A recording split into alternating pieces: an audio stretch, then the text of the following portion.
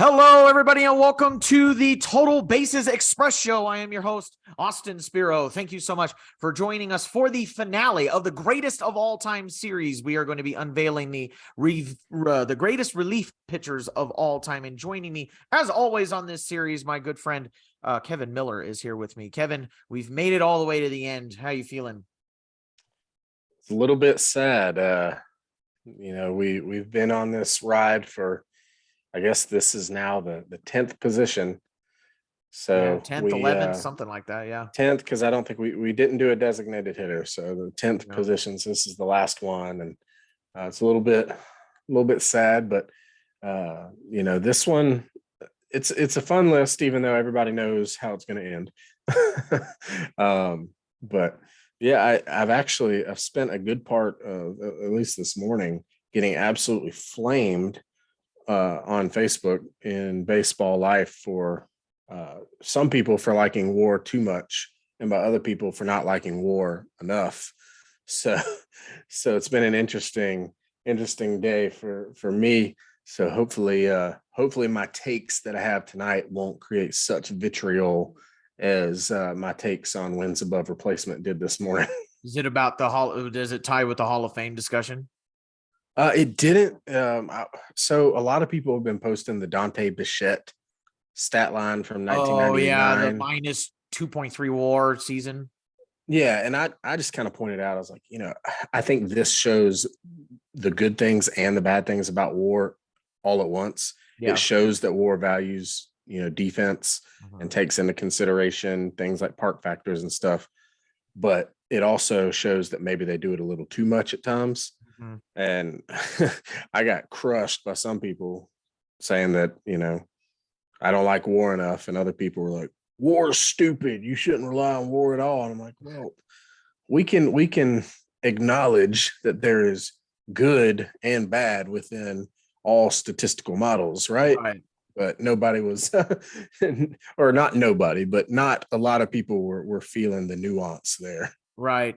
Yeah, WAR is a good statistic to look at, and I've said it a couple of times. WAR is not a standalone statistic by any Right. means. I mean, you can't say that that is the prototypical end all be all of how good a player is in any given season or in a career. But I would say you're right. I think WAR very much favors the middle of the road player. I think if they're a middle of the road player, then it doesn't affect them as bad. But if you have somebody that has really, really good offense, then they have a really weirdly high WAR that I think doesn't really help, or it doesn't really reflect how good of a player they actually were. Maybe it overrates them a little bit. And consequently, if you have somebody that's either really bad defense or really bad offense, and then it goes the other way, it again doesn't reflect maybe just how good of a player they actually were. So I It's think the outliers. it's Yeah. the outliers is what it is. And I mean, in all mathematical models, I mean, we can look at average, we can look at all kinds of stuff, and the outliers screw everything up anyway. So, it's not a standalone statistic, but it is a good No. statistic to look at Right. for sure. Right. And it also takes into consideration the era factors, park factors. It takes in position factors. I mean, if we want to get into it, I mean, WAR kills first baseman. Usually, Mm. first baseman, you do not see them have a high WAR. It's usually the freak first baseman that you see with really high WAR. So, if you play first baseman, you're already at a disadvantage in terms of how valuable of a player you are just because you're standing at first base. And left field too. Left First base and field. left field get Yeah. torched. Yeah. Unless you're So, Alex Gordon. For whatever reason, Alex Gordon always, I know he was a good defender in left, don't get me yeah. wrong, but he always somehow broke through. He had a high WAR, like a really high WAR for a stretch there where it was like, okay, he has not been a top 10 player in baseball these last 4 years. Right. Yeah. So, I mean, I agree with you. There's good and bad to it. It doesn't favor the outliers. It favors the middle of the road players, but there's flaws with it, but there's something to be merited by it because it takes a Right. lot. It takes a lot into consideration. So, let's get right into it. So we've got Felipe in the chat already. I saw I saw Melvin in there. Melvin's got the Baseball Cosmos podcast up and rolling. I know he's editing his second episode, so be on the lookout for that. Felipe here in the chat, it says it's not just it's not just that about Bichette, his lack of defense and the Coors effect. It's the fact that a guy like Bichette was a dime a dozen in 1999. Probably what he's referring to is a hard hitting, hitter, a power hitter who had really terrible defense. So the war didn't favor him because he was just like everybody else. A lot of them played corner outfield. Yeah, right. Exactly. Sure. He's in the monster 90s with Mark McGuire and Sammy Sosa and, all of those guys that were hitting the ball 500 feet 70 times a year. So, he just wasn't the best out of all of those people. And his defense was just atrociously bad. Oh, it was miserable. Yeah. So his son is a shortstop. Yeah. So going away from the Bichettes and the corner outfield, we're going to get into our greatest relief pitchers of all time. And I thought this was a really interesting position. And, this is at the forefront now of discussion with how we evaluate relief pitchers because of Billy Wagner not getting into the Hall of Fame and only Scott Rowland getting in. Not only is Scott Rowland getting in a huge topic of discussion right now, another part of it is the fact that Billy Wagner didn't get in, and I would throw in there because I voted for him, the fact that K-Rod didn't get in either, but K-Rod only got 10% of the vote. It's more about Billy Wagner at this point. And I found doing the presentation, trying to put this presentation together, that it was really difficult trying to size these guys up. I almost had to just make statistics that are he's this ranked among relievers. You can't lump them into the rest of it because it's just not fair. Right? They don't look like they're worth anything when the relief pitcher, in my opinion, has probably evolved the most as the game has gone on, especially in recent time. Maybe you can say a little bit of piece as to maybe you can comment on Billy Wagner not getting into the Hall of Fame or just the relief pitcher position in total. It's been a huge it's been a huge topic of discussion in the baseball world and in Baseball Life Facebook group. What do you think about this discussion? Yeah, I think part of what makes analyzing relief pitchers and their place in history so difficult is that at some point in every career of a relief pitcher, the relief pitcher was a starter. Nowadays, usually that's done with in either college or the minors, so they have a full career as a reliever. That's not always the case. You've got guys that transition once their major league career started. But back in the day, pretty much all of the good relievers began their major league career as a starter, and some of them for like not just a couple seasons. Right. I mean, some guys that we'll see on this list, one in particular spent about a decade as a starter. Yeah. And so that makes it even more difficult to analyze the position. But as far as the specialization of relief pitchers goes, I think the game has greatly evolved in relief pitcher usage, and that evolution is ever changing. Even just 5 years ago, it was pretty much that every team's best reliever was the ninth inning closer. Yeah.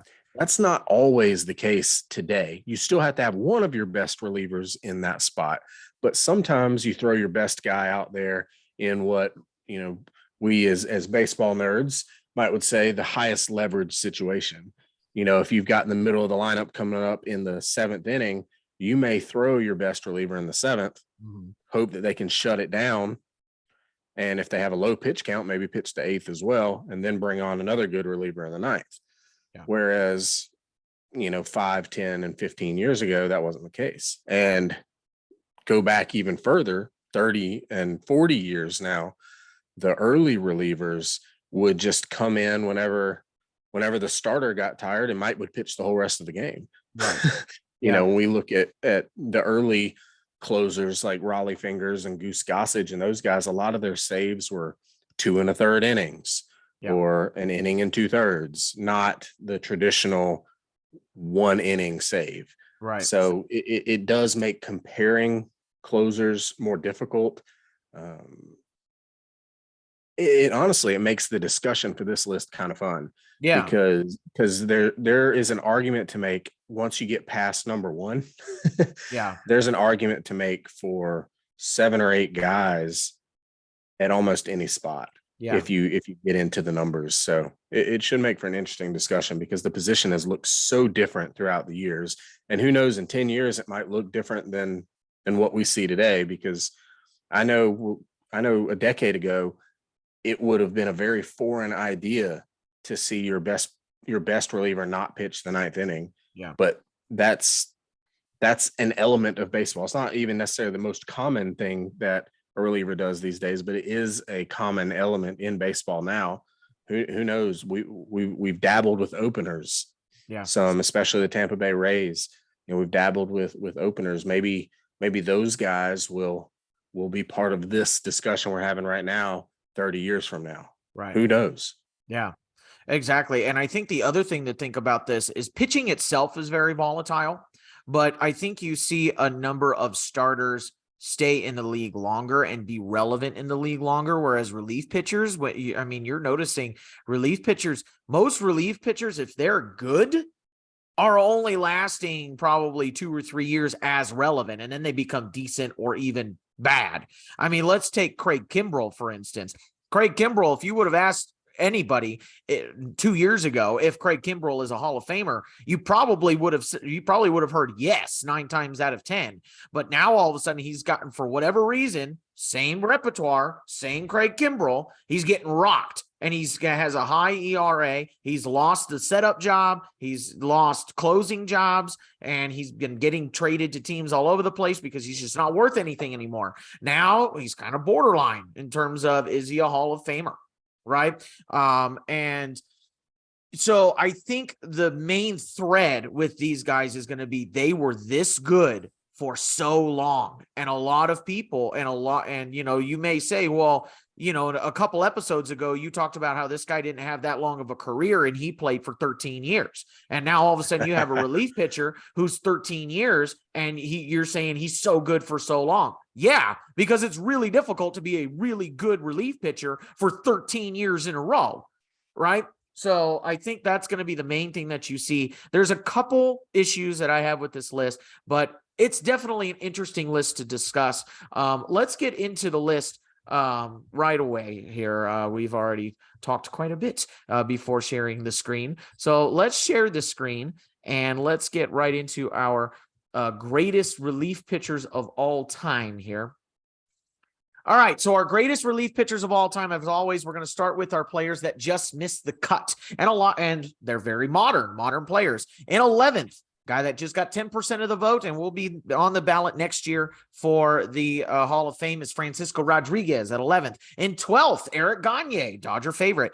Another Dodger favorite, Kenley Jansen, is 13th. Craig Kimbrell, 14th, and Aroldis Chapman at 15th. What do you think about this list here? In my opinion, K-Rod doesn't get enough respect. I've already talked enough in the Hall of Fame discussion and things like that as to why Francisco Rodriguez doesn't get enough respect. I mean, he's got the 4th most saves all time. The dude was absolutely filthy while he was with the Angels, which was for half of his career. Yeah, he kind of tapered off, but then had a resurgence back with the Brewers. He has a 28% strikeout rate.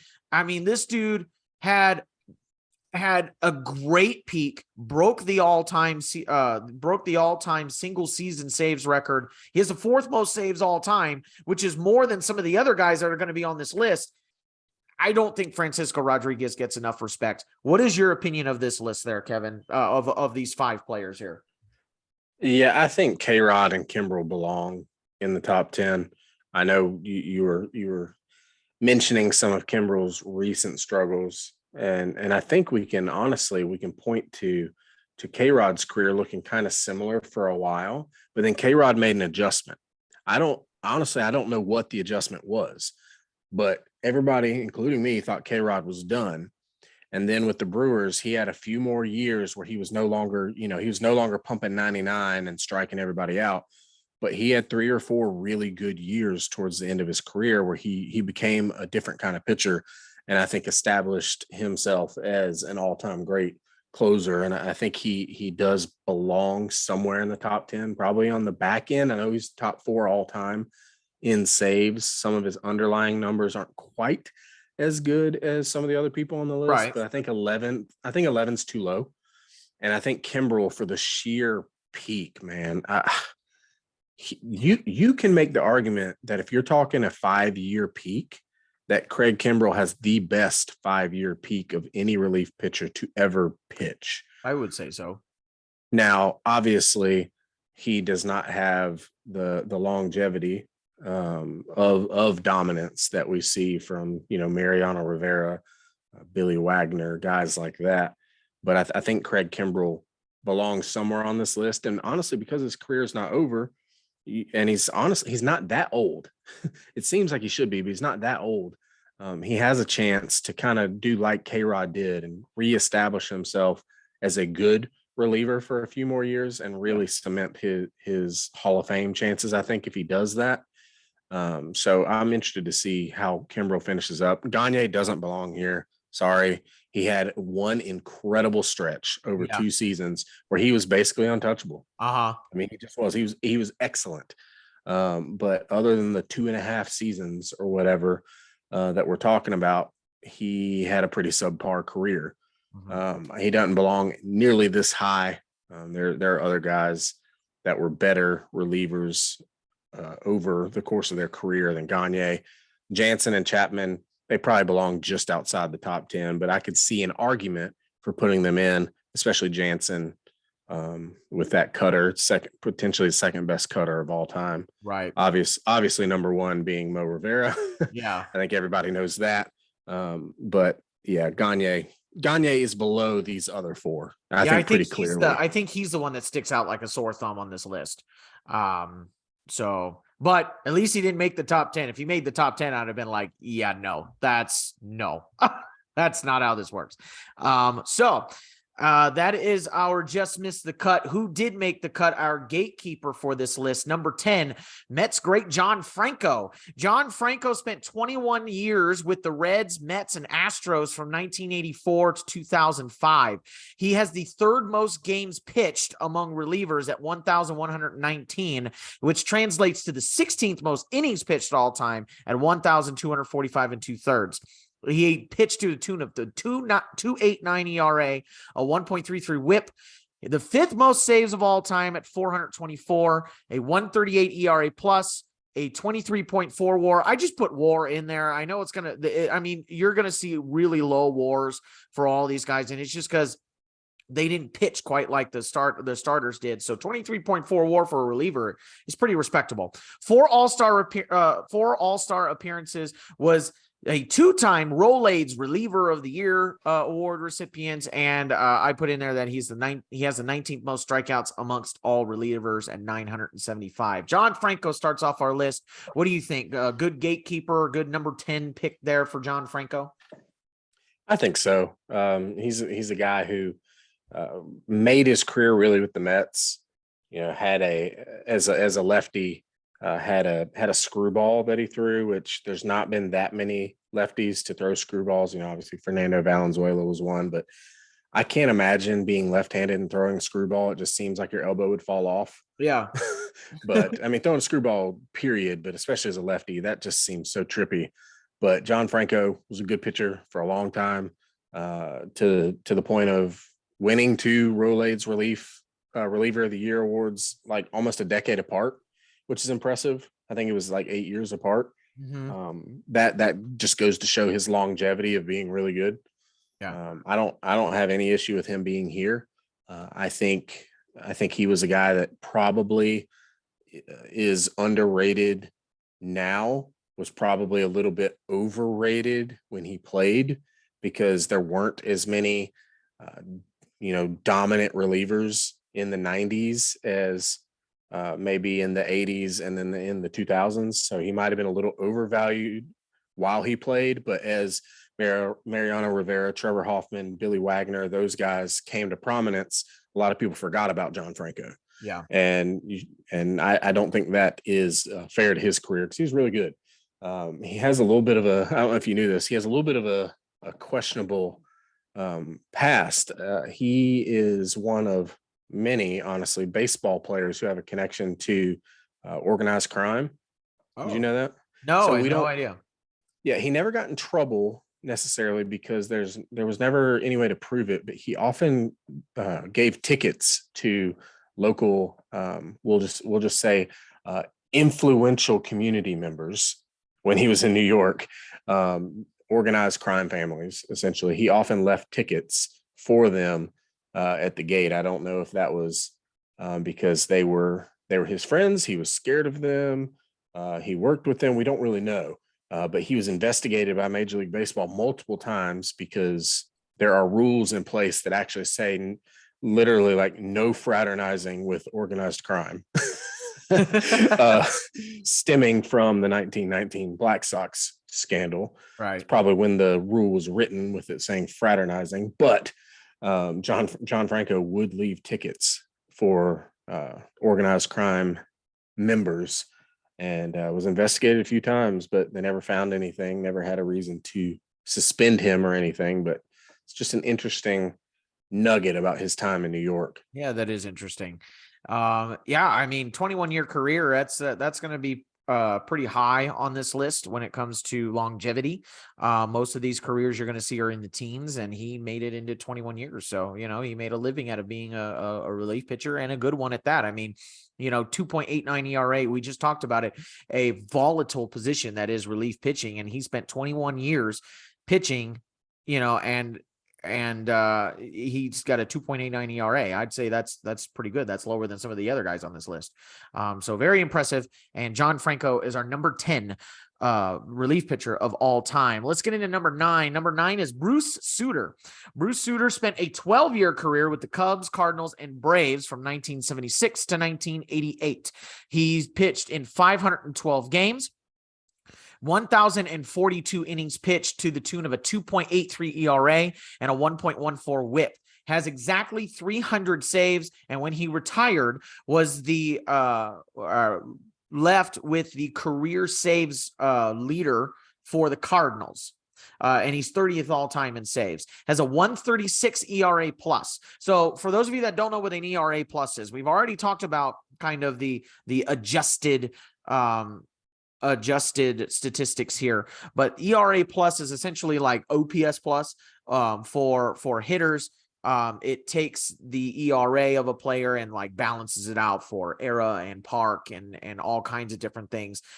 So anything above 100 is really good, and the higher you go, the better you are. So this says that he's 36% better than the average player. So 136 ERA plus, a 24 WAR, made 6 All-Star appearances, won the Rolaids Reliever of the Year award 4 times.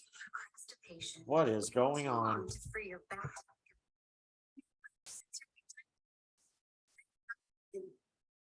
Wow, that was weird. Did we lose the stream? No, we didn't lose the stream. We're good. So We yeah, that lost was the weird. screen sharing. Yeah, well, I turned it off because I was trying to figure out what the hell was going on. Is there an ad? It was an ad. I don't know where it was, but we did have an ad. So let me get my thing back. Wow. And yeah, that was fun. So I'm gonna cut that out when it comes to the audio. And this whole part will not be part of the episode. So you guys get it for Facebook. Hooray. That was fun, guys. The perks of watching live. Yeah, the perks of watching live. So let me share the screen again. Now I can't find the screen.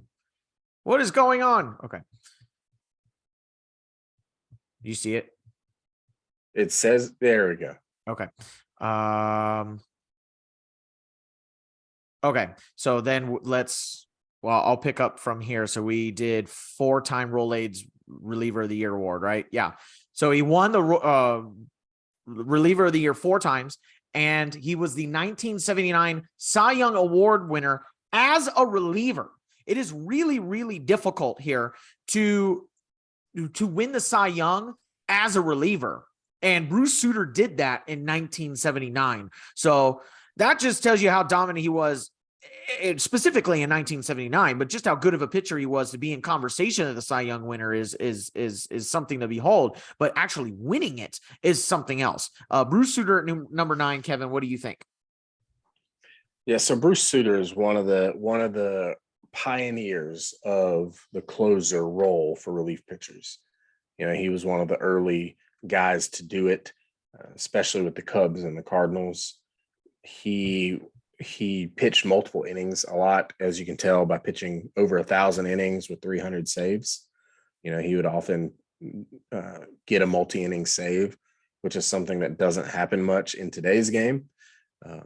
And as a side note, you know, people talk about Bobby Bonilla getting paid, right? There's Bobby Bonilla Day. Did you know that Bruce Sutter was getting paid up until his death or last year? Did you know that? Really? No, I did not know that. By the team he spent the least amount of time with, which was the Atlanta Braves. The Braves deferred Bruce Sutter's contract to the point where they were paying Bruce Sutter over $1 million every year up until his death last year. So it was for over 30 years past his retirement. Thankfully, my Braves don't get drugged through the mud the way that the Mets do for the Bonilla contract. But Bruce Sutter also had one of those contracts. But very good pitcher. He was he was of the era of intimidating facial hair wearing closers. You know, Raleigh Fingers. We'll have a few of those guys on this list. Yeah, and Dennis Eckersley. You know, these guys would a lot of them were big, but if they weren't big, they were mean, right? And they had facial hair, and they'd strike you out. And Bruce Sutter was one of those guys. And the fact that he won 4 Rolaids Reliever of the Year awards during the same era that some of those guys pitched is really impressive. And I think it's something that a lot of people probably don't realize. I think most people realize Bruce Sutter was good, but I don't know that they know how good he was. Yeah. Yeah, I mean, he was one of those. I was like, really? Okay. And so I started diving in, and I'm like, wow, he actually was way better than I thought he was. So, you know, yeah, Bruce Sutter at number 9, well deserved. Just as Eddie here in the chat, he also said, or no, I'm sorry, that's Corey Richmond. Corey Richmond said that Sutter is well deserved to be on the list, and I agree as well. Eddie is in the chat, so is Angel. Angel's watching as well. So thanks, guys, for listening and you know, contributing to the chat. It's always a great time to see the chat go off. Let's get into our number 8. Our number 8 is our oldest relief pitcher on the list, Hoyt Wilhelm. I mean, you got to be old with a name like Hoyt, right? So Hoyt Wilhelm spent a 21-year career with the New York Giants, Cardinals, Indians, Orioles, White Sox, Angels, Braves, Cubs, and Dodgers. In other words, his other name should be Kenny Lofton. He's the Kenny Lofton of the relief pitchers at this point. He pitched 1,070 games, the 12th most all time, the most innings among relievers, 2,254 and a third innings, and it's not even close. He pitched, but so far the lowest ERA that we've seen out of the other 2 relief pitchers that we've seen, 2.52 ERA, a 1.13 WHIP, the 44th most saves all time at 228, a 147 ERA plus, very impressive for as many innings as he pitched, a 46.8 WAR, so double the WAR of the other guys that we've seen, and he made 8 All-Star appearances. Hoyt Wilhelm.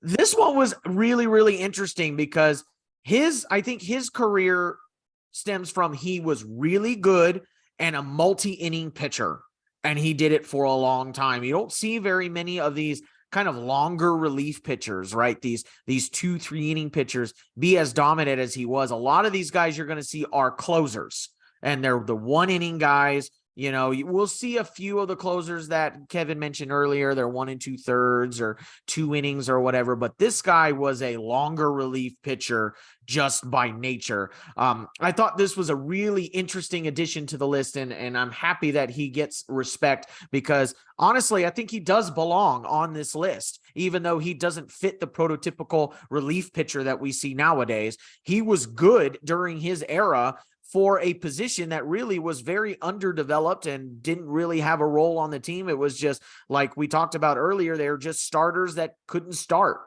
Right. So what do you think at Hoyt Wilhelm at number 8? I was pleasantly surprised to see Hoyt Wilhelm on the list. I didn't know if the baseball life community as a whole would know him well enough to put him on the list. Being an older relief pitcher, he still finished with over 200 saves even though he pitched in an era where nobody knew or cared what saves were. He pitched 21 years despite also spending some time in the military. He's one of 37 actually guys to receive the Bob Feller Act of Valor Award for military service during his playing career, which is a really cool honor. And I'm sure that you know this, and a lot of people who might be watching this would know this, but Hoyt Wilhelm was a knuckleballer. And I can't imagine having a guy come out of the bullpen throwing a knuckleball. Right. Because it's hard enough to hit a knuckleball when it's Phil or Joe Niekro or Tim Wakefield, and you have all day to prepare and think about it and be ready for it. But with a relief pitcher, you have no idea when they might come in the game or if they might come in the game. And the starting pitcher might be throwing 93-mile-per-hour fastballs and then a big slider, whereas Hoyt Wilhelm's coming in with a knuckleball out of nowhere. I can't imagine being able to hit that. I mean, at the end of his career, when he was with the Dodgers, Sandy Koufax was on the Dodgers. Mm. Can you just think about Sandy Koufax pitching 7 innings, a solid ball? Your team did well to get a run, right? And then all of a sudden they bring in Hoyt Wilhelm. You've been swinging at fastballs from Sandy Koufax, and now you got to try to hit a knuckleball. That just doesn't make any sense. It's just not fair. It's not fair at all. And it just goes to show why his career ERA, even over such a long career, is 2.5, and why his WHIP's barely 1.1. I mean, there's a reason why those numbers are what they are. Yeah. But all in all, I'm pleasantly surprised to see him on the list. I'm happy he was included, and maybe he should be a little bit higher. Yeah. I mean, I could see him being higher. I mean, he made a career out of being a knuckleball relief pitcher. You don't see that. I mean, it's so unique, and he ended up making it successful. I have no problem with Hoyt Wilhelm being higher, but I'm glad he's on the top 10 for sure. All right. So Hoyt Wilhelm at number 8, who is in the number 7 position? That would be the mustachioed legend himself, Raleigh Fingers. Raleigh Fingers spent a 17-year career with the A's, Padres, and Brewers from 1968 to 1985. He played in 944 games. He pitched in it anyway, which is 18th among all relievers. He pitched in the 4th most innings all time as a reliever, 1,701 and 1/3 innings, to the tune of a 2.9 ERA, or 1.16 WHIP. The 15th most saves all time at 341. A 120 ERA plus, so not quite as high as some of the other guys, but still a very good pitcher. 25.6 WAR, made 17 All-Star appearances, won the Rolaids Reliever of the Year 4 times, was the 1981 Cy Young winner, and won the MVP in 1981.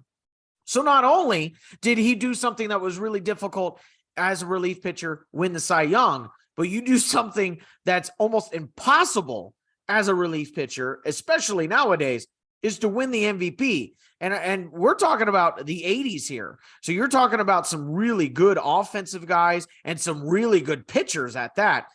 And Raleigh Fingers, a guy that comes in 1-2 innings, 4 days a week, comes in and wins the MVP.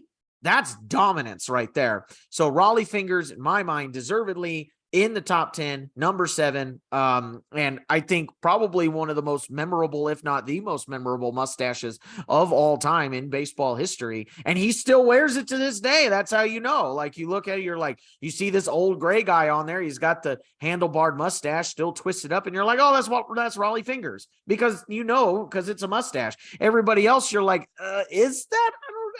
could that be? And then they say the name is, but you immediately know who Raleigh Fingers is because of the mustache. So, that's another thing why he probably should be in the top 10 because, he's got that mustache. So what do you think of Raleigh Fingers here at number 7 and in the top 10 here? Yeah, I'm not going to spend much time talking on that because I think somewhere between 4 and 8 is perfect for Raleigh Fingers. Yeah. He belongs. I think almost everybody would agree with that. I want to talk about his mustache. Let's go. So, do you know Raleigh Fingers' mustache origin story? I So don't. this is awesome. So when he was with the A's, Reggie Jackson showed up to training camp one year with an ugly, patchy beard. And at the time, the A's did not allow for facial hair, or at least no beards. Mustaches were allowed. And the players were actually really bothered by it because they thought Reggie's beard looked bad. This was a younger Reggie Jackson, so he had not had time for his beard to come in nice and thick and full. But they out of protest against Reggie's bad beard, all started growing beards. And they thought this will get the attention of management who doesn't allow for beards, and they'll make Reggie shave. They thought that's how they were going to get it done because Reggie was too stubborn to shave on his own. Well, it actually backfired because the owner then of the A's saw that the fans in spring training were loving the facial hair. And so not only did they start allowing for facial hair, they actually had a contest within the team for a $300 prize. Whoever could grow the best and most well-received by the fans, most well-received facial hair would win a $300 prize. So Raleigh Fingers said, well, you know what? Screw it. I'm going to win this $300. So he shaved the beard, left the mustache, started putting wax in it, and said, I'm going to look like these guys who pitched in the 1880s. And sure enough, if you go on Baseball Reference and you look at pictures from the 1880s and stuff, half of them have a handlebar mustache just like this. Yeah.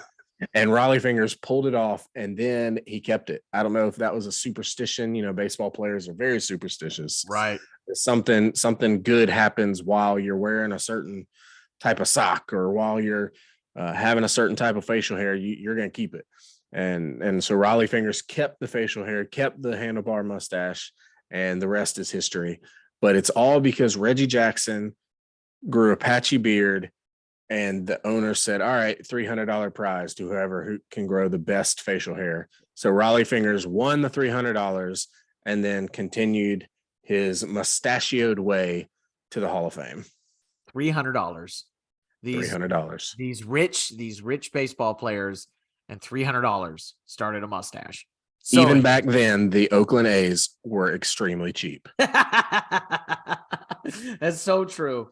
I loved that story. That was awesome. You always come up with the good stories. And we also have a good anecdote here from Corey Richmond here. Corey Richmond said that Hoyt Wilhelm, going back to Hoyt Wilhelm, became the first true reliever to be elected into the Hall of Fame.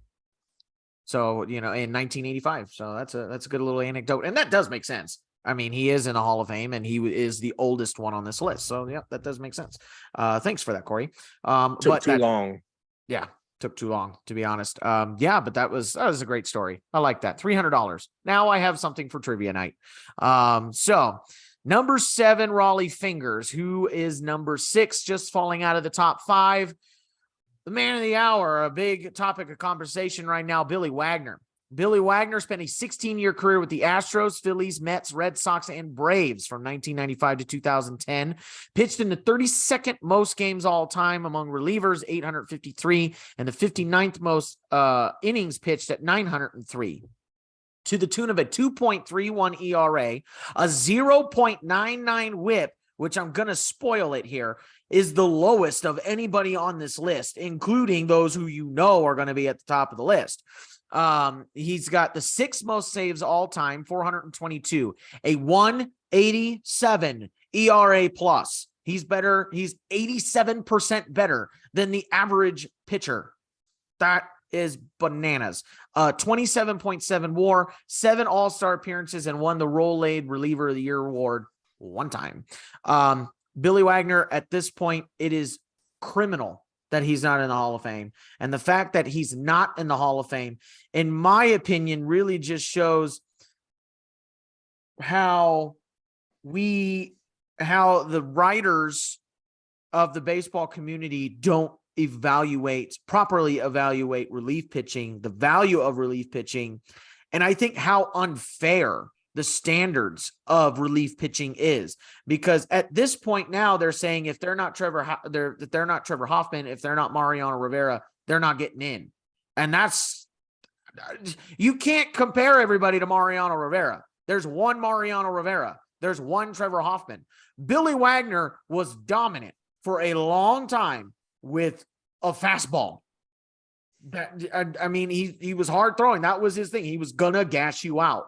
Yeah, he had some injury problems, but that's because he gassed everybody out. And he still spent 16 years racking up the 6th most saves all time. Better than some of the other players that we see on here.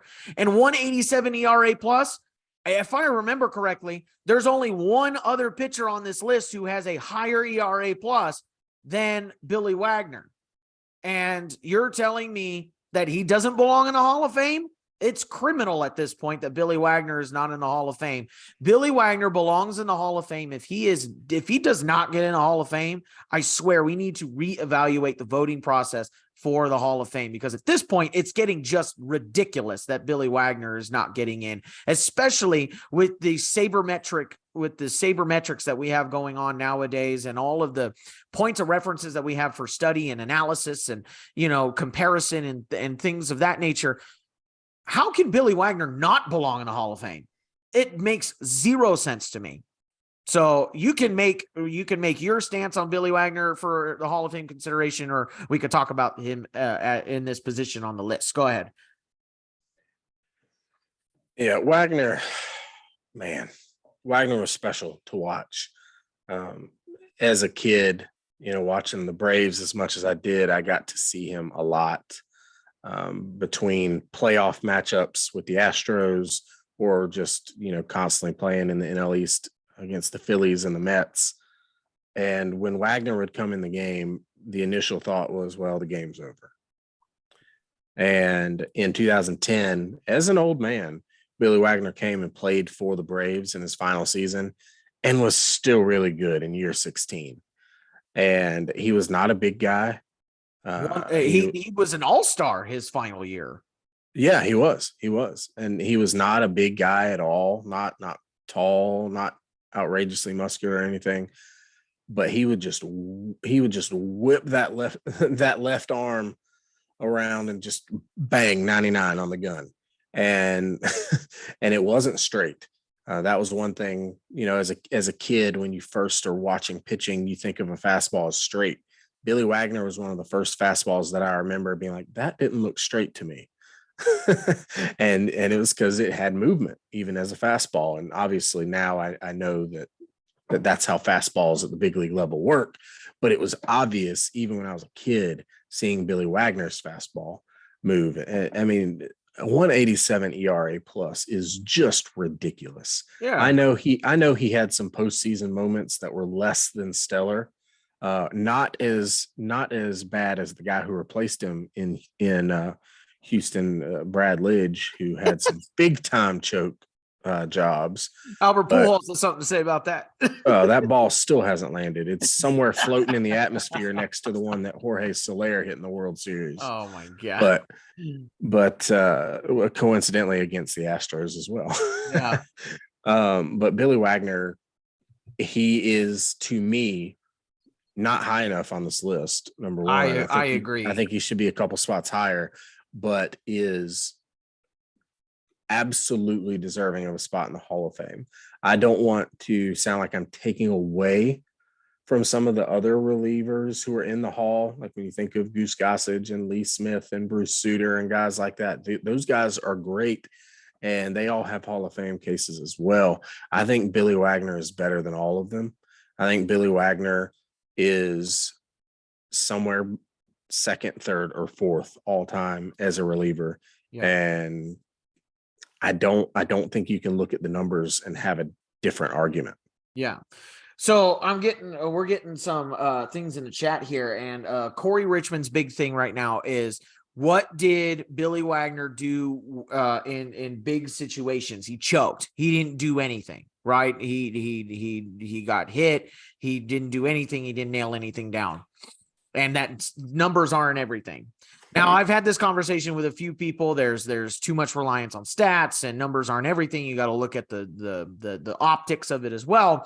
And okay, sure, he had lackluster postseason experience, but that's a sample size of what, 15 games, right? I mean, if you add it all up, you're talking about a third of a season. When you add up all of his postseason appearances, probably less than a third of a season. So, but you're looking at a closer here.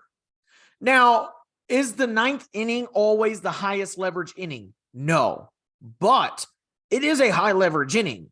You still have to, there have been plenty of times when they're almost there at the ninth inning and then they blow it, right? This man saved 422 games in his career. He pitched in 853. Half of the time he got there, he saved the game. He kept it right where it needed to be. So you can't tell me that he choked in every big moment. I would say that there's more than enough evidence here to say that he didn't choke. Now, in the playoffs, okay, fine, I'll give you that. But you can't tell me that every big moment that he had, he choked, because he has the sixth most saves of all time. So optics there, and he spent a 16-year career doing the same exact thing.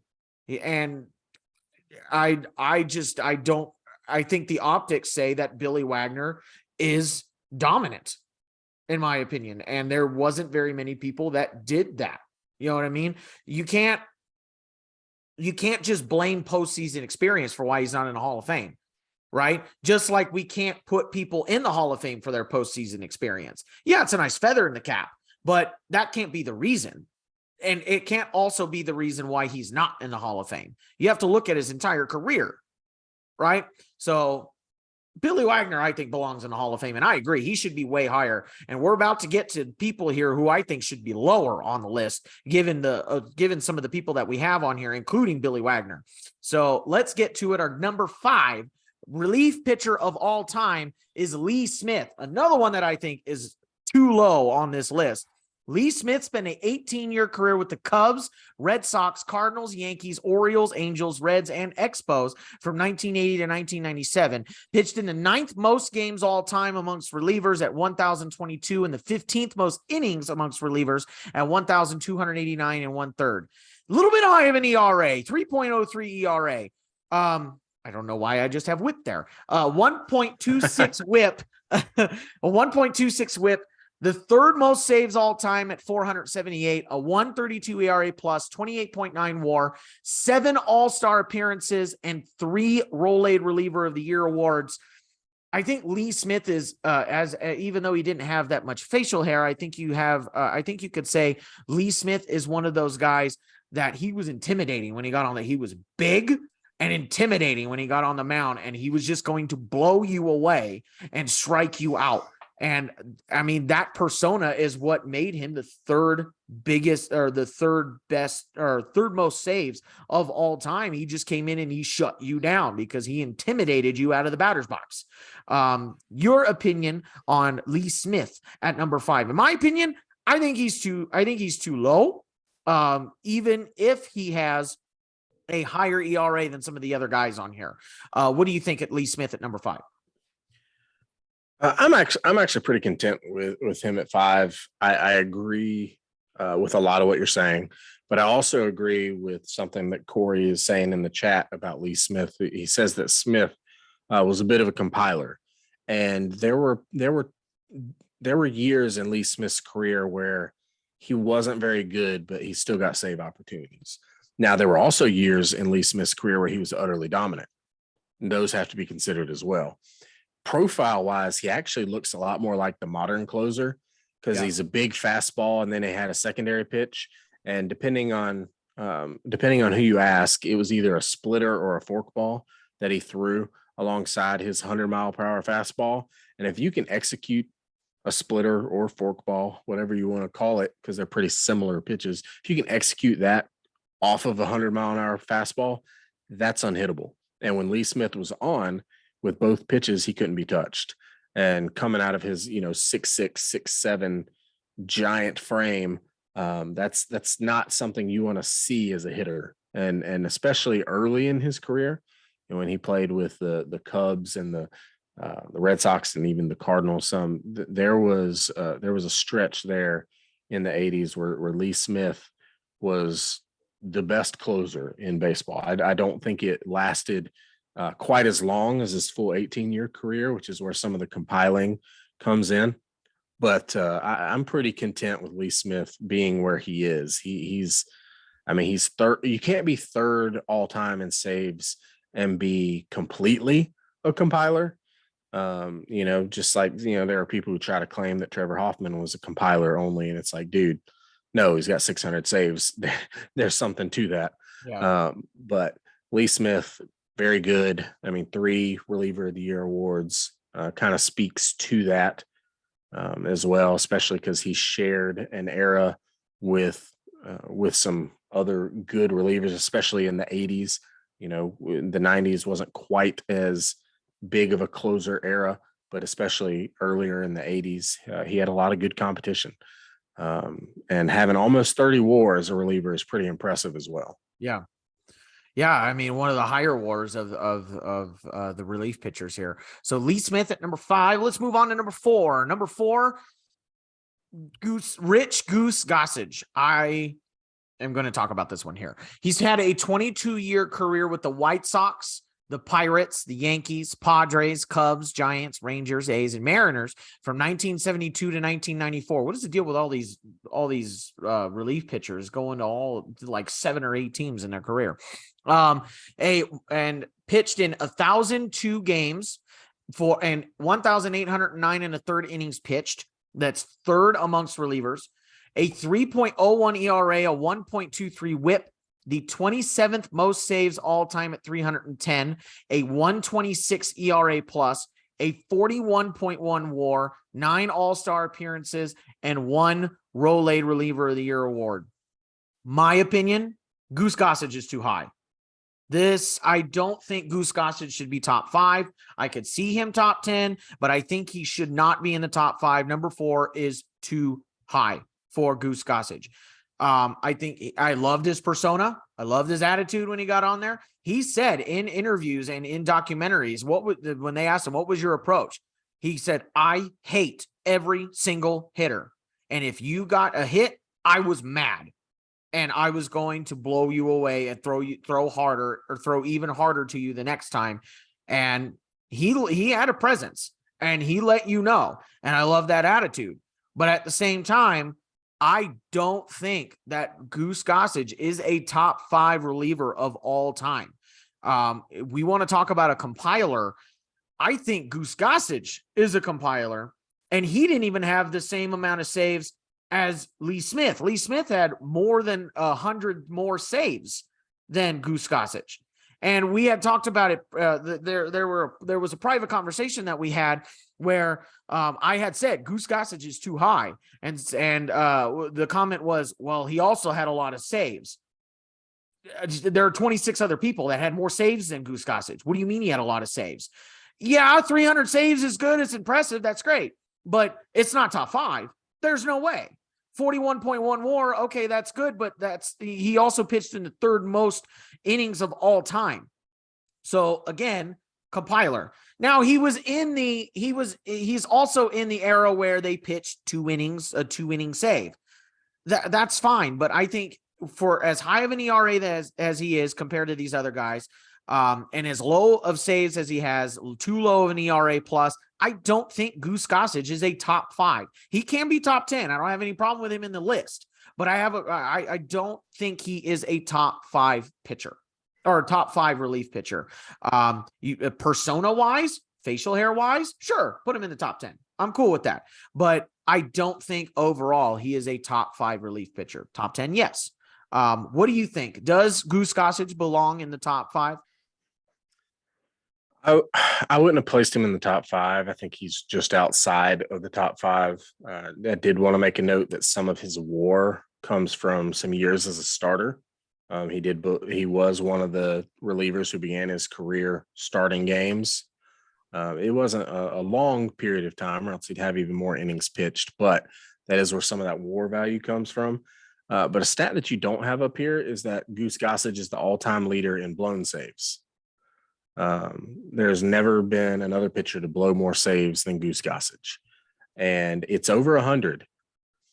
And a third, or well, I guess it'd be a fourth of total chances. About just over 100 out of just over 400 chances he blows, and that's not a great ratio. No. I think Goose Gossage was very good most of the time, and he even had stretches where he was dominant. But he's a guy that I think was very popular for his essentially angry, crazy man personality, and for his facial hair, and for the fact that he spent some of his best years with the Yankees and was a very loud voice on a very loud Yankee team. Yeah. And he actually he is a guy who has a lot of statistical anomalies about his career. Not necessarily that the stats are weird, I guess, but special moments. So he got his 308th save, so one of his last ones, on the same day that Nolan Ryan got his 308th win. They both played for the Rangers at the time, so Ryan got the win, Gossage got the saves. That's kind of cool, just baseball numbers symmetry there. But he also struck out Pete Rose in Pete Rose's final at bat. So thank you, Goose. His nickname. Do you know where his nickname came from? I've always wanted to research where Goose got his nickname. So it's exactly what you think. It comes from his name, but it happened because people called him Goss when he was young, and he had a friend. I can't remember who it was, but it was a fellow player, maybe when he's in college or the minor leagues. I can't remember, who said Goss is a stupid nickname. I'm gonna call you Goose, and that's how it happened. So one guy just unilaterally told him that the shorthand of his name was stupid, so he started calling him Goose. What stupid origin stories we got going on tonight? Oh, yeah. $300 prizes and dudes just saying that their names are dumb. Like that. Yeah. Have you heard about his World Series story before? No. So when he pitched for the Padres, who do not, in case you weren't aware, do not make the World Series very often. The Padres were playing against the Tigers. I guess, what was that? Was that 84 maybe? Somewhere around there, I think. Yeah. And Kirk Gibson was the Tigers' best offensive weapon at the time. And he hit what potentially should have been his most famous home run, but his one with the Dodgers got a little bit more fame because he had the two hurt knees as well. But he hit it off Goose Gossage to kind of seal the World Series, and it should have never happened because Goose got signals from both the catcher and the dugout to intentionally walk Gibson to face the next batter. And Goose refused to intentionally walk Kirk Gibson. And then Kirk Gibson hits essentially the series clinching home run because Goose Gossage refused to walk him. But that was Goose's personality, which I think closers kind of have to have, that bulldog, never back down type personality. Yeah. But in that instance, it dramatically cost his team. And that's kind of the type of things that Goose Gossage is known for. He was not known to be a good teammate. Now that he's in broadcasting, he's not known to be a good person to work with. He is a curmudgeonly old man in the booth.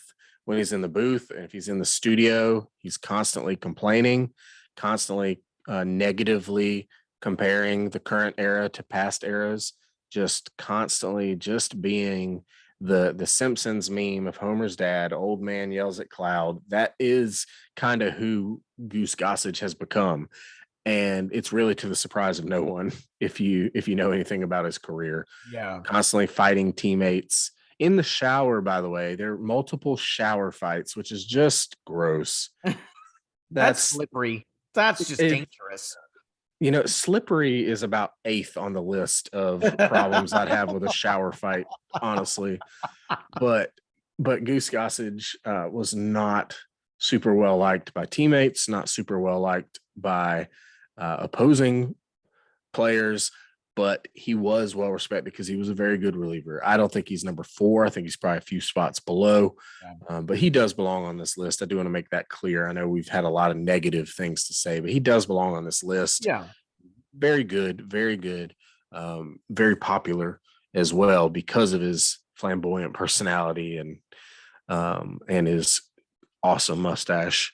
But yeah, that's Goose Gossage, man. I would put Billy Wagner over Goose Gossage. I would as well. Yeah. I would as well. I'd have him probably somewhere between 6 and 9, somewhere in the Hoyt Wilhelm area, but for completely different reasons. Yeah. Right. All right. So Goose Gossage at number 4. We're cracking into our top 3, and our top 3 is Dennis Eckersley. Now, before I rattle off all of his accolades here, most of the stats that I am giving are for his relief pitching because, as many people know, Dennis Eckersley spent about a decade as a starter.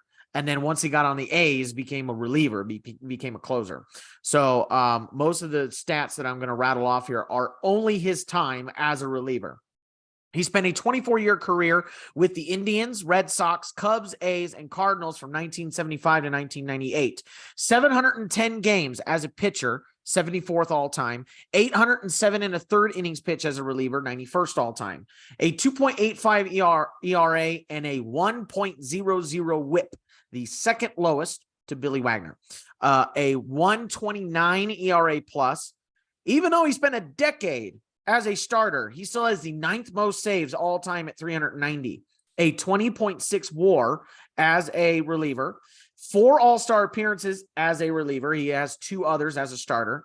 He has 2 Role Reliever of the Year awards. He won the Cy Young as a reliever in 1992 and won the MVP as a reliever in 1992.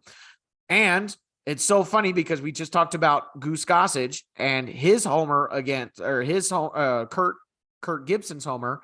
And then the next one is probably Kurt Gibson's most famous homer in the 1986 World Series. Dennis Eckersley was the pitcher. So I thought that was interesting. At first, I thought Eckersley was a little high because I'm like, he spent a decade as a starter. How good could he have been as a reliever? But when you look at it, I mean, you can't argue. I would put him I would probably put him at top 5. I'm okay with him at 3. Given the fact that he spent as much time as he did as a starter and still did what he did as a reliever. So I'm okay with Dennis Eckersley here at in the top 5. Number 3, I'm okay with. What do you think about Dennis Eckersley here? Because he's kind of the anomaly. Hoyt Wilhelm was an anomaly for one reason, and Eckersley is an anomaly for a different reason here on our list. Yeah, Eckersley had a weird career for sure. When he was with the Indians, he was a starter, and he was a pretty good starter, but he actually got traded from the Indians because he had some personal issues pop up. I don't know if you had ever heard this before, but Eckersley's wife, who, by the way, Dennis Eckersley married a woman named Denise. So it was Dennis and Denise Eckersley, which is something. But Dennis Eckersley's wife, Denise, cheated on him with one of his teammates. And then not only did she cheat on him, she left him for that teammate. I remember that in his documentary. I believe it was his 30 for 30 ESPN documentary. Yeah. Yeah. So I think it was Rick Manning was the teammate. And so Eckersley was like, one of us has got to go or I'm going to kill him, basically. Yeah. And so they traded Eckersley. He went to the Red Sox and the Cubs for a couple of years, and then became Dennis Eckersley with the A's. The Eckersley that we know as the closer was birthed with the A's, and he was very good. He's got a weird statistical, I guess, fact There's no other way to put it, that he gave up a very large, disproportional amount of extra base hits Yeah. compared to singles. Because I mean, his whip very low. I mean, it's one hit and walk per inning pitched. That's outrageously good. I think you said second best all time behind Wagner Well, for it's relief second on the pitchers. list anyway, Yeah, on this right, list. right, right, right. I think a handful of others, including Kimbrel, maybe are below that, but second best on the list. But yet he gave up a lot of home runs and doubles when he would give up contact. And I don't know that there's really a great explanation for that. I don't know if it was just one of those things where if you could hit his sinker or his slider, which are his two main pitches, if you could hit his sinker or his slider, maybe the only way to hit it was to hit it well. I don't really know. I never stood in the box against Dennis Eckersley, but kind of a bit of a statistical anomaly there. But once he became a reliever, he kind of became more of a modern day reliever. He was pretty much a one inning guy whenever he got to the closer role with the A's, which is not, it was not super common at the time. He would occasionally go more than an inning. I'm not saying he didn't, but once he became a reliever, he would pitch the ninth inning. That's what he did, and he was one of the first more modern archetypes of closers that would come in the ninth and shut the thing down, and everybody would go home. Yeah. That's how Eckersley was as a closer, and to have pitched so long is impressive. But it's even more impressive to me when you consider the added mileage on his arm from when he was young as a starter, having pitched 11 years as a starter and then still being able to put out 13 really good years as a reliever.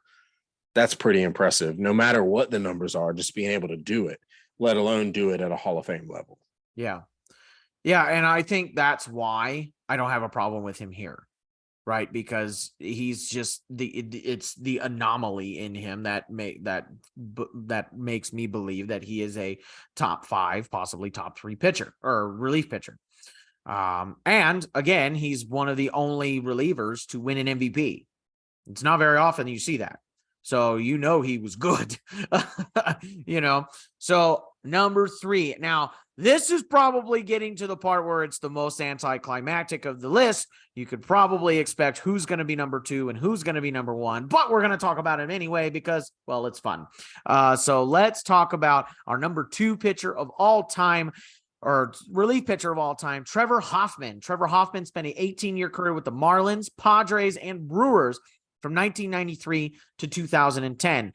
The 8th most games pitched all time among relievers, 1,035, and the 27th most games all time. You want to talk about one inning guy, 1,089 and a third innings in 1,035 games pitched. That's pretty much one inning almost every time.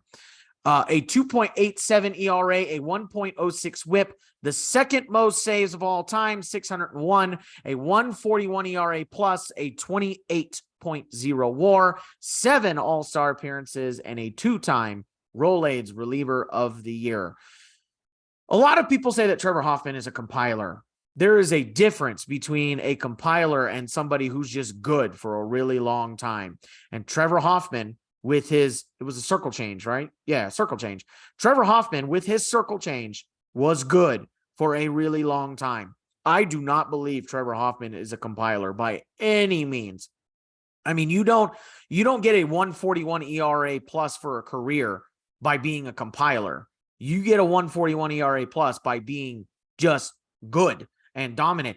And I think he's a little bit different. And even though he has the profile of the one inning relief pitcher, I don't think he is a typical relief pitcher, because a relief pitcher nowadays is a guy that's going to come in and blow you away with 100, 101, 102 mile an hour fastball.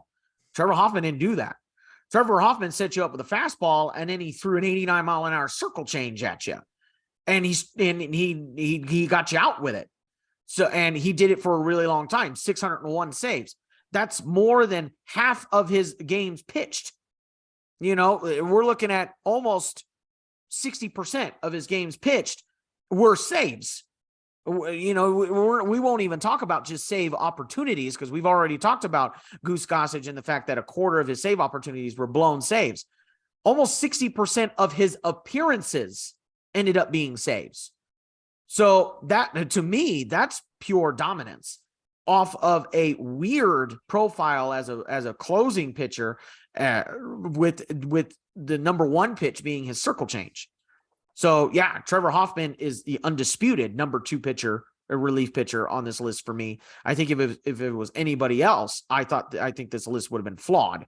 So what do you think of Trevor Hoffman at number two? We probably don't have to talk about Trevor Hoffman at number two. Maybe you just have some anecdotes or some other research about Trevor Hoffman.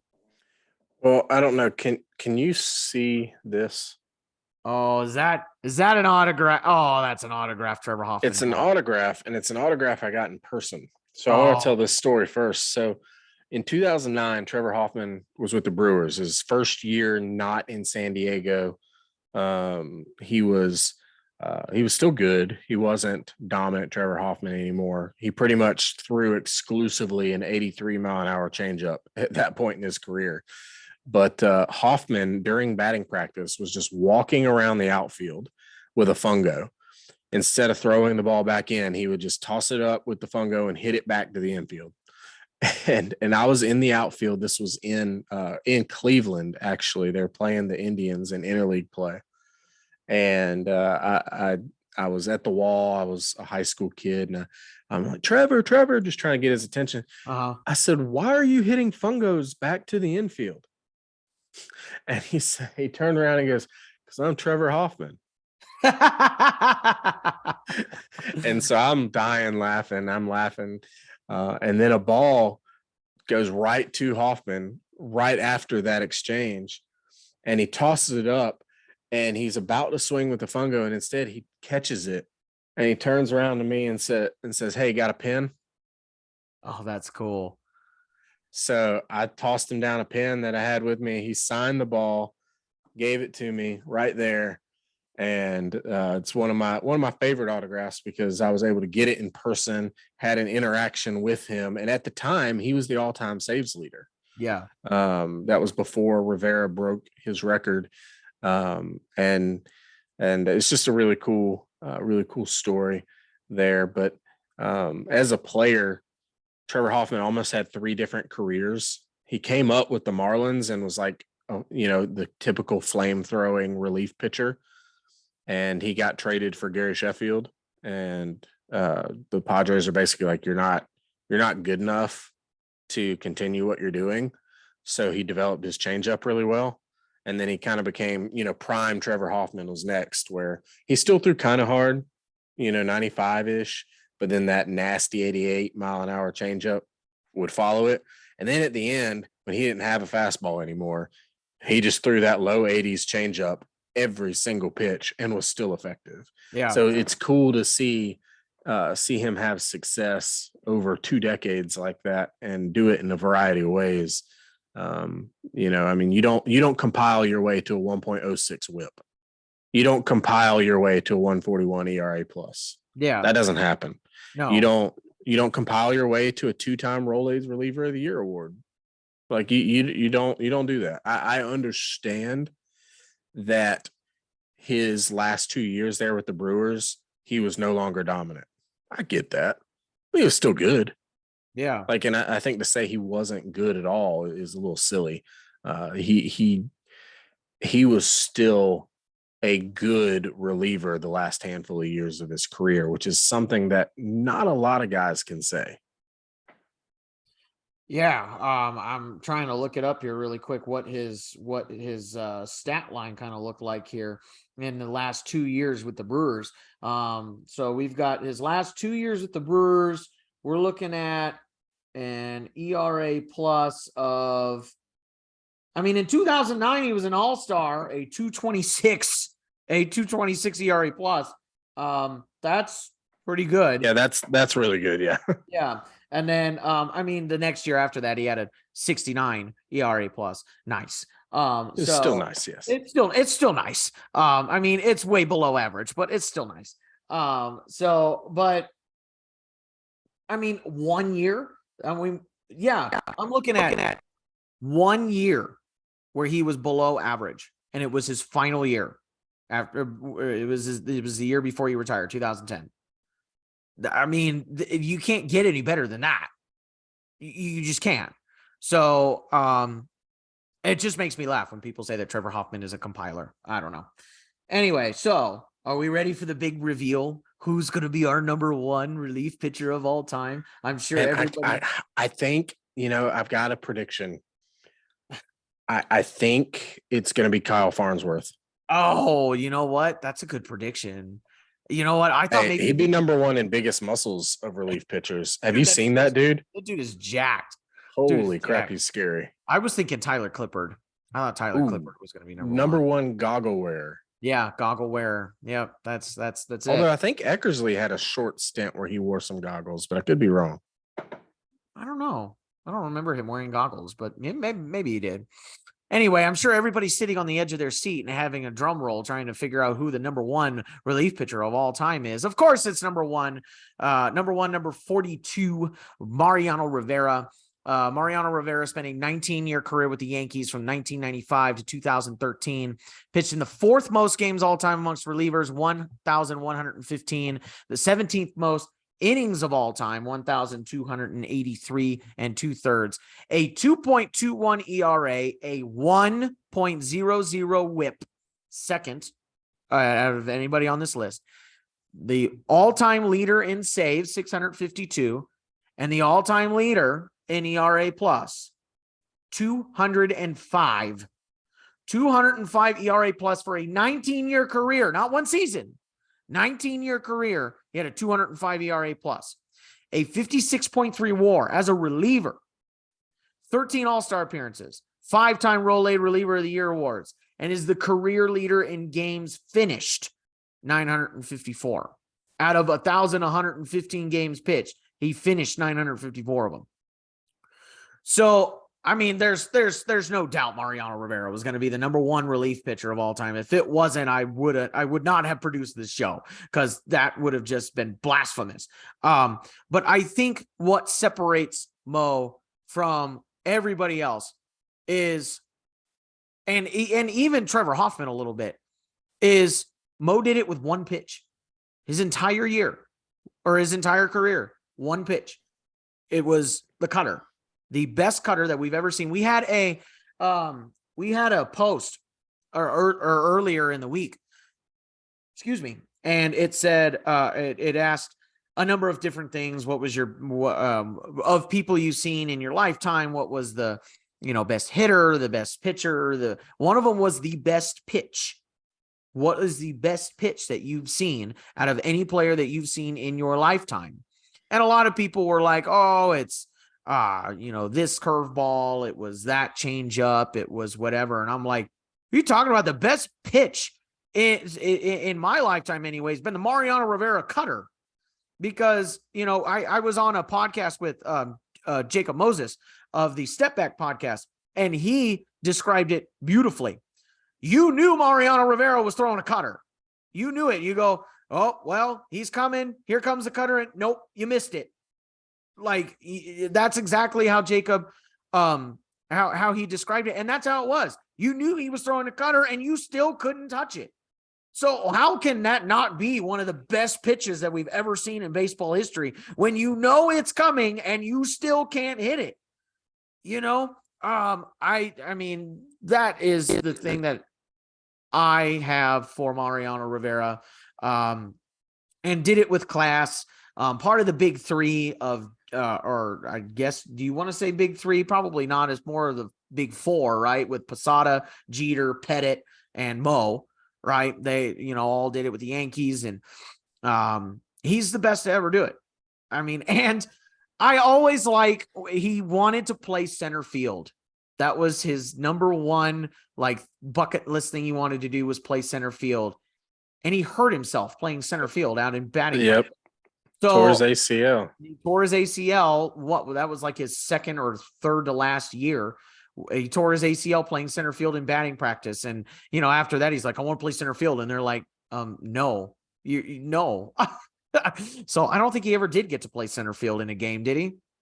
I don't think he did. As far as I know, he didn't. I know Rivera and John Smoltz both shared the same goal and would talk about it.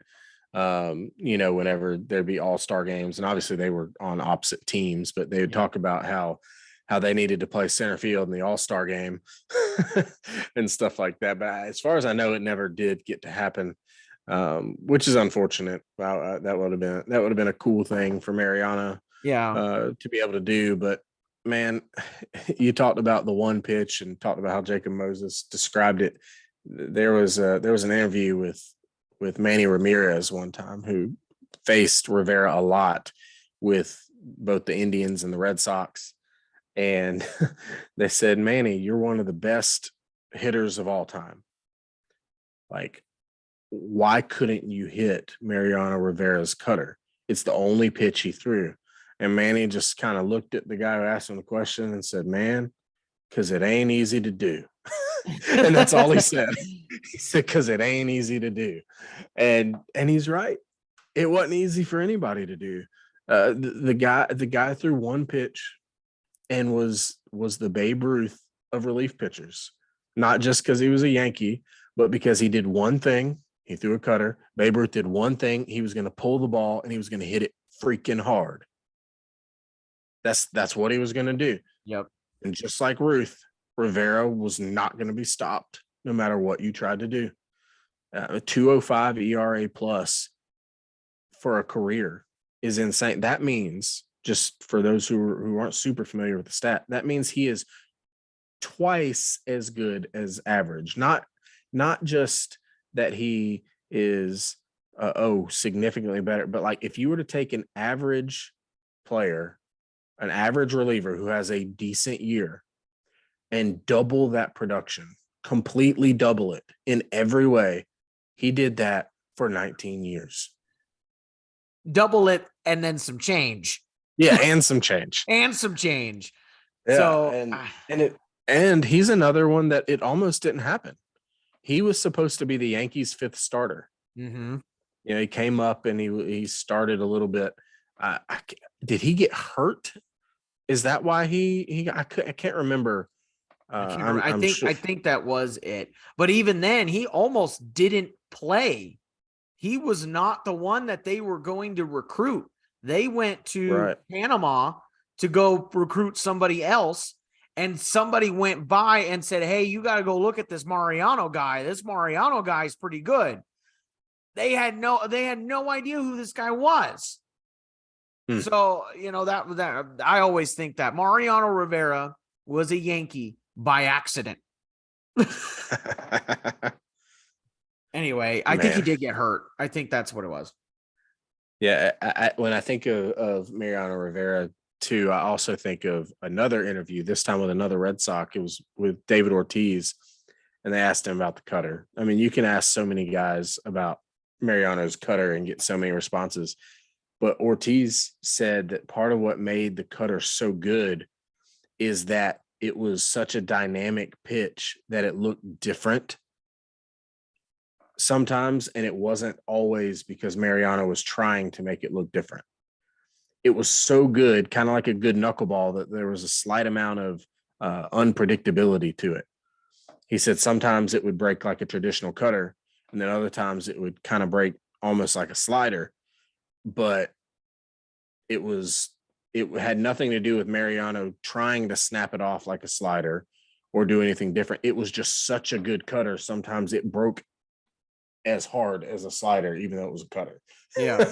It wasn't because Mariano was trying to throw a slider. It was because it was just so freaking good that it broke that far.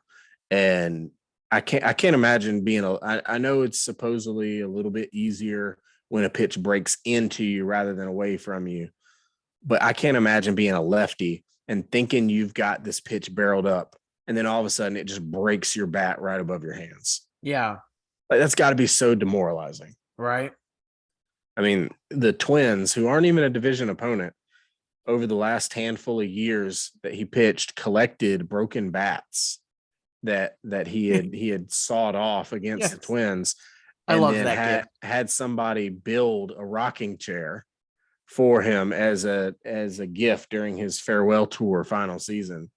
and it was made up of a bunch of bats that he had broken over the last couple of years of his career while playing against the Twins. It's an amazing gift. I loved that gift. That's an amazing gift. I love it. I really don't think there's anything else we can say about Mariano Rivera. I mean, I am privileged to be able to have seen him live, mind you. I watched him play against the Angels. So you know, I've been able to see him live, and I watched. I mean, his rookie year was the year I was born, so I got to see quite a bit of his career and understand just how dominant he really was. And I mean, it's going to take a lot for us to see anybody like Mariano Rivera. I don't think we'll ever see another one like Mariano Rivera. He's one of one, Mariano Rivera. So no doubt. Yeah, no doubt. So that's it. Mariano Rivera caps off our GOAT series, our greatest of all time series. And this is it. We're all done. And we've gone by all of the positions, and after all of the data that was collected and all of the debate and all of the argument and all of the everyone tag madness. How dare you tag me? How dare you? How dare you tag me on a baseball post in a baseball group about baseball? How dare you? You know what? What I have to say to that is go screw yourself. So scroll up if you don't want to, if you don't want to participate. If you want to be a lurker, then do it. I don't care. But anyway, it was a fun exercise. I really enjoyed it, and I appreciate that you were along for the ride, Kevin. I hope you had a good time. It was some really good discussions. Yeah, I did. I had a great time. I do have a question. Was Mariano, was he unanimous? Let's check. Let's see. I would think he was definitely one of the, let's see. No, he was not. He was not unanimous. There's one person that has a first place vote for Goose Gossage, and there's one ballot who has a first place vote for John Smoltz.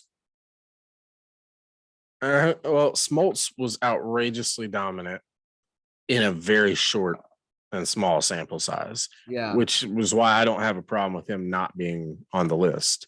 He didn't do it very long, although still piled up over 150 saves in the 3.5-ish seasons that he was a closer, which is just wild that happened. Yeah. But man, it's a shame that Mariano wasn't unanimous. If he would have been the first ever unanimous Hall of Famer and the only unanimous selection on this show, that'd have been pretty cool. Yeah. But other ones that were close, all but 1, 4, 5, 6, 7, 8, all but 9 ballots had Mike Schmidt as the number 1 third baseman. Oh, wow. Let's see. Outfielder, no. Catcher, no. I mean, Johnny Bench dominated it, but it wasn't as much. So yeah, I mean, Mariano was the closest, but not unanimous. Which I guess first base, there was a lot of Pujols love at first base. First base, so Gehrig. First base, we had 38 for Gehrig, and then 11 for Pujols, and then after that, it's like a handful. Gotcha. So, and then others, you had actually Joe Morgan was our number 1 second baseman, did not receive the most first place votes. Rogers Hornsby. Rogers Hornsby got 14. Joe Morgan got 13. Shortstops, the most was Honus Wagner at 12. Third base was Mike Schmidt. We talked about that. The most first place votes for outfielder, Babe Ruth at 12. And he crushed them, but he's only our number 3. I thought that was really interesting. People didn't know what to do with Babe Ruth. People didn't know there was a few of them. People didn't know what to do with Babe Ruth. People didn't know what to do with Pujols. People didn't know what to do with some of these people. There's some false narratives out there about Babe Ruth saying that he wasn't a good base runner or wasn't a good defender. Those things aren't true. Yeah. They're actually actively false. He was not an elite glove. He was not an elite base runner, but he stole almost 200 bases in his career. Yeah. And he was known to be, especially when he was young and still in better shape, he was known to be a good right fielder. Yeah. 19 first place votes for Johnny Bench. The next closest was Josh Gibson at 6. So Johnny Bench pretty much dominated that. Starting pitchers, it got sort of interesting. Walter Johnson actually has the most first place votes at 10. And then Sandy Koufax and Greg Maddux both have 5 votes for second place. So yeah, it's really interesting. Felipe has quoted me in the chat, quote, "Go screw yourself, Austin Spiro." You can put that in writing. We need Raheel. We need Raheel to make us another graphic. We do. Like he did for the Hall of Fame show, and he made the one of Felipe saying that, what was it, that people play baseball so they don't have to be honest? Yeah. Was that what he said? So we need Raheel to make us a graphic for Austin. Yes. Screw yourself. Yeah, somebody needs to tag Raheel. Raheel, I want a graphic. Go screw yourself. So this was a fun exercise, and I think I'm just sitting here talking because I don't want it to end. yeah, it's gonna be sad when it's over. I mean, I guess it is over, but when it's officially over, it's not something that you can do again either, because it's like, well, it's gonna get this pretty much the same results. Yep, that's it. I mean, you could do it in 50 years, but I mean, by then it's gonna be a bunch of people we've never heard of. Yeah, right, for sure. All right, so this is the finale of the Total Bases Express show. Thank you guys so much for following us and riding with us throughout the ride. It was a lot of fun, and thank you guys for participating. I've been wanting to do this for a long time in this group. I thought it'd be a really fun exercise, and in fact was. I want to thank Kevin for joining me on this. It was so much fun talking about it with you and doing all of these anecdotes and sharing all this laughs and stuff. I appreciate it. So yeah, and I guess I will just have to sign off here for my buddy Kevin Miller. I am your host, Austin Spiro, and until next time, have a good one, everybody.